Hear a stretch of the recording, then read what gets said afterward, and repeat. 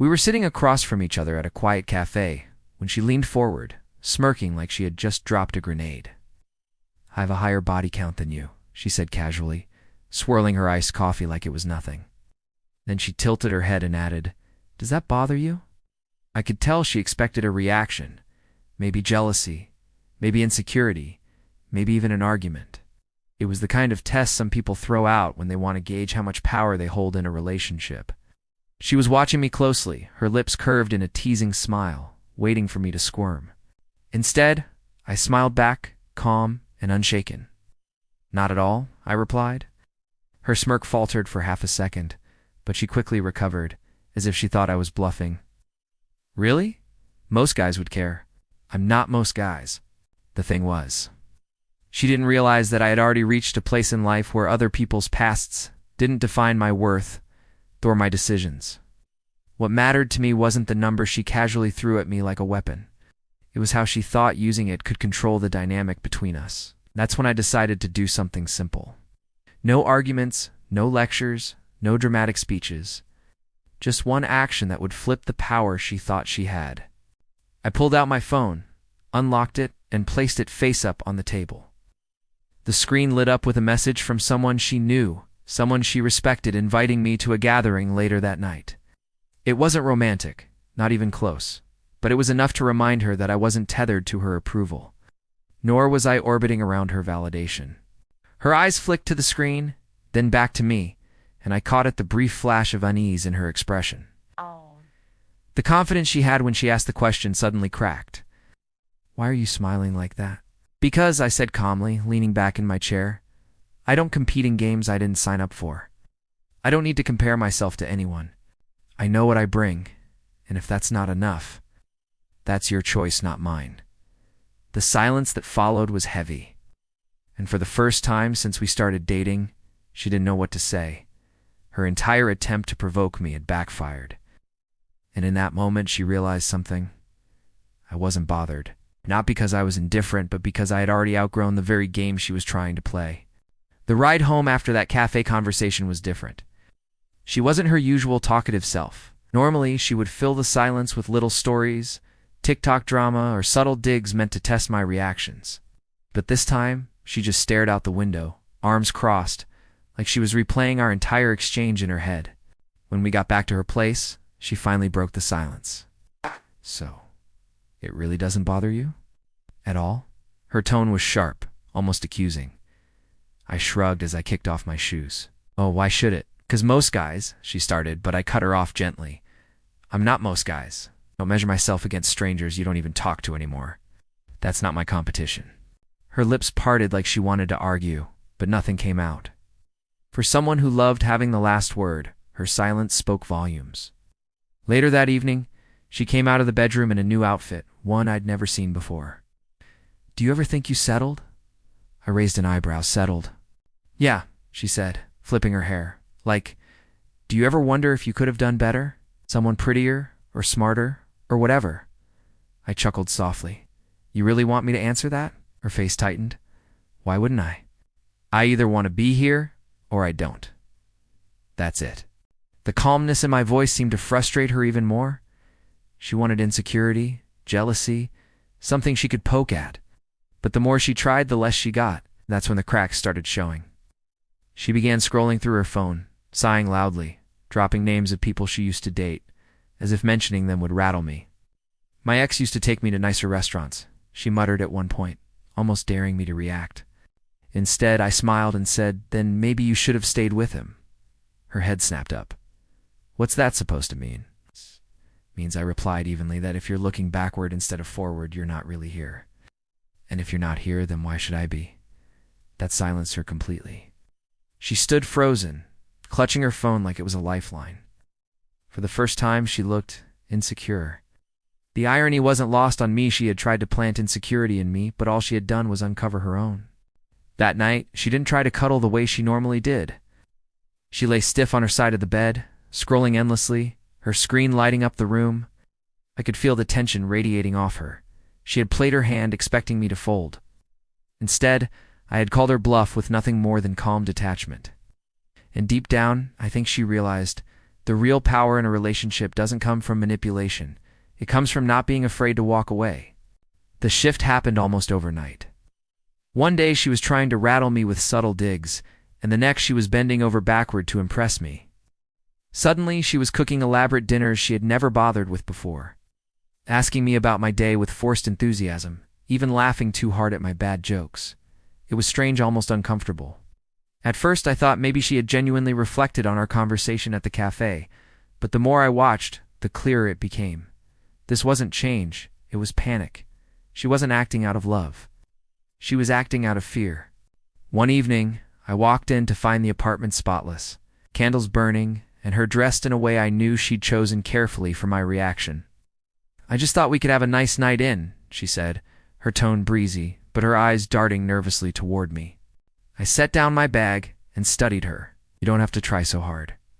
Her smile faltered. "What do you mean?" "I mean this," I said, gesturing around the room. "It feels forced, like you're performing." Her eyes narrowed, a flicker of defensiveness breaking through the sweetness. "I'm just trying to make you happy." "No," I said evenly. "You're trying to convince yourself you still have control. There's a difference." That hit harder than I expected. She froze, her lip trembling just slightly before she masked it with a scoff. "Control. Please, if anything, you've been acting different. Distant. Cold." I leaned against the counter. "I haven't changed. I've just stopped playing the game. You're the one who doesn't know what to do without the reactions you used to get from me." The truth landed like a stone between us. She opened her mouth, then shut it, then turned sharply and busied herself with pouring wine. Over the next few days, her gestures grew even more frantic. She bought me a new watch, something she couldn't really afford. She texted me constant updates about where she was, who she was with, even when I hadn't asked. And then came the most obvious move. She started dropping not-so-subtle hints about commitment. "Do you ever think about our future?" she asked one night as we lay in bed. Sometimes, I replied. "Well, what do you see?" Turned to face her. "That depends. Am I with you, or with the version of you who's constantly trying to test me?" Her breath caught. For once, she didn't have a comeback. The silence stretched long and heavy, and in that moment, I realized she finally saw the truth. Power moves weren't just failing, they were backfiring. The more she tried to control the narrative, the more transparent her insecurity became. And nothing shatters confidence faster than realizing the person across from you isn't playing along anymore. The unraveling came slowly, then all at once. Her overcompensating smiles and gestures gave way to something roaringer: suspicion, desperation. It was like watching a mask slip piece by piece until the person underneath was exposed. One Friday night, I got home later than usual. Work had run long, and instead of texting her updates, I decided not to. I wanted to see how she'd react without the reassurance she'd grown dependent on. She was pacing the living room when I walked in, eyes flashing. "Where were you?" "At work," I replied calmly, setting down my bag. "You couldn't text? Not even one message?" I shrugged lightly, didn't think I needed to. Her jaw dropped. "So now you don't owe me basic respect?" I looked at her evenly. Respect isn't about constant proof of where I am. It's about trust. And right now, it seems like you don't trust me. She blinked rapidly, caught off guard by my calmness. Then she turned defensive. "You're acting different? Cold? Like you don't even care anymore?" "I care," I said quietly. "I just don't chase validation the way I used to. You told me this is who you are. I believed you. Now you're seeing what it looks like when I stop trying to change it." That shut her down, but only for a moment. Over the next few days, the outbursts escalated. If I didn't answer a text within an hour, I'd get flooded with angry follow-ups. If I was quiet at dinner, she'd accuse me of losing interest. She started scrolling through my phone when I wasn't looking, desperate to find anything that explained why she suddenly felt so powerless. One night I caught her red-handed holding my phone like a guilty child. "Looking for something?" asked. Her face flushed. I thought maybe you were hiding something." "I'm not," I said. "But you are. You're hiding how insecure you feel, now that you can't pull the strings anymore." Her lips parted, but no words came out. For the first time, she looked truly shaken. That's when it hit me. She wasn't used to being the one exposed. She had built her confidence on being the one who called the shots, the one who got a reaction, the one who held the upper hand. Without that, she was lost. The irony was brutal. The woman who had once declared proudly, "This is just who I am," was now crumbling because I had taken her at her word. Later that night, I lay awake while she pretended to sleep beside me. I could feel the tension radiating off her, the restless way she shifted every few minutes. It wasn't love she was losing, it was control.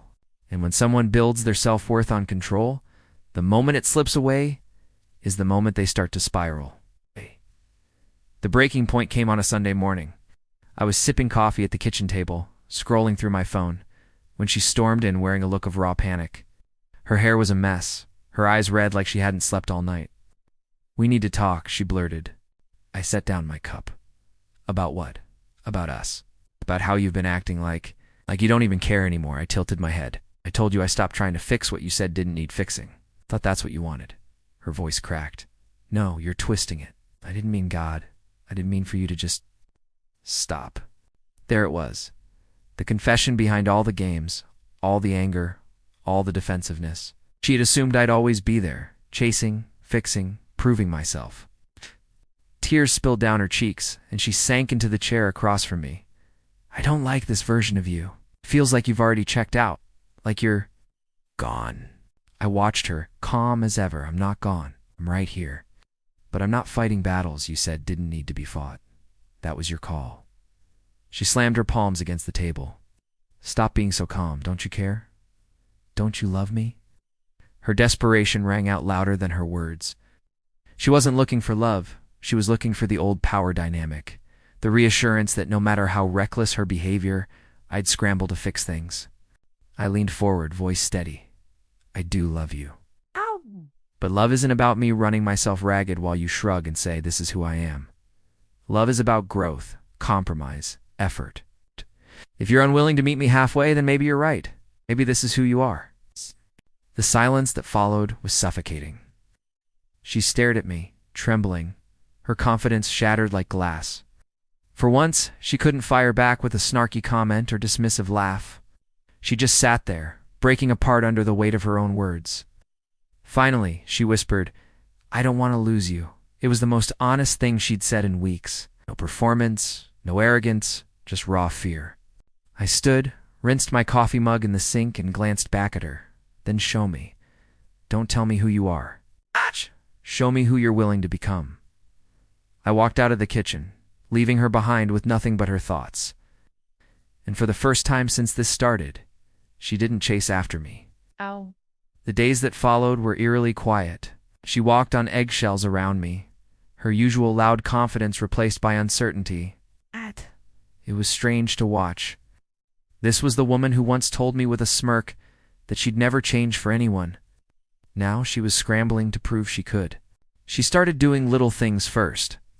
Picking up groceries without me asking. Cooking dinner and leaving notes on the counter like "I appreciate you." At night, instead of scrolling through her phone, she'd lean against me and whisper, "How was your day?" as if searching for a chance to reconnect. It was different.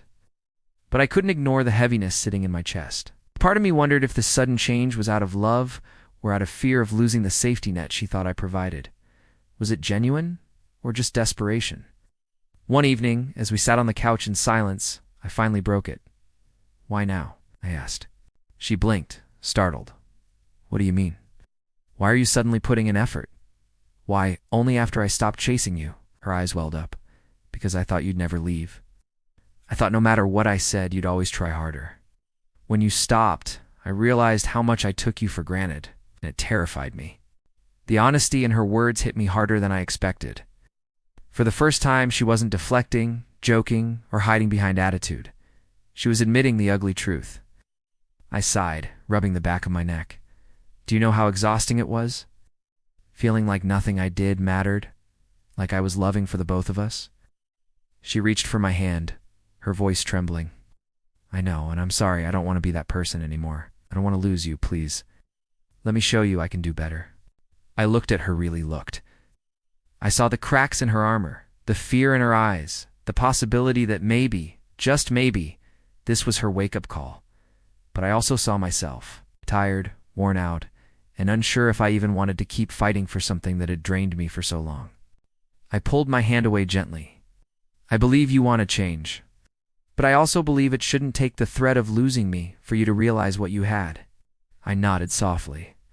I think it has to be. I stood, grabbed my jacket, and headed for the door. She didn't stop me this time. She just sat there, silent, as if the weight of her own choices had finally settled on her shoulders. And as I walked away, I felt something I hadn't felt in a long time: peace.